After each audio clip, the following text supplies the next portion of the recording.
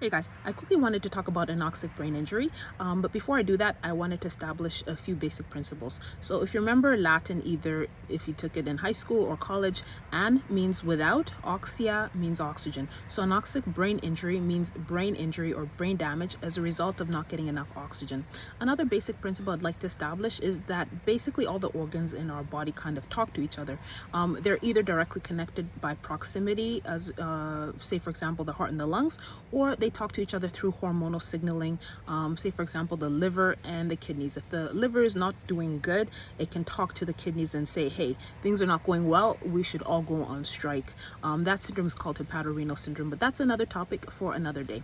Another basic principle that we learned probably in elementary school is that in terms of the air that we breathe in, about 21% of it is oxygen, and it is essential for life. It's essential to breathe in and to blow out the bad air, which is CO2.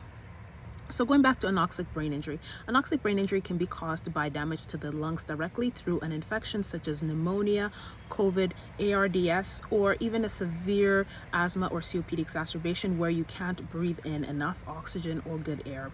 Another cause of anoxic brain injury that is not as direct is, say for example, sudden cardiac arrest. As a result of sudden cardiac arrest, the blood does not circulate to the lungs and you cannot get enough oxygen to supply all your organs, especially the brain, and you can end up with brain damage. So anoxic brain injury in some cases is not lethal. For some people, they end up with brain damage that is permanent, but they're still able to live, and they may have some deficits, say in the way their brain functions, and or they may need to be on a ventilator for the rest of their life.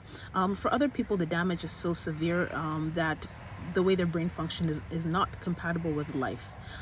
So that is it about anoxic brain injury. If you like my content, please share it with your friends. Follow me on Instagram, TikTok, and YouTube. Bye-bye for now.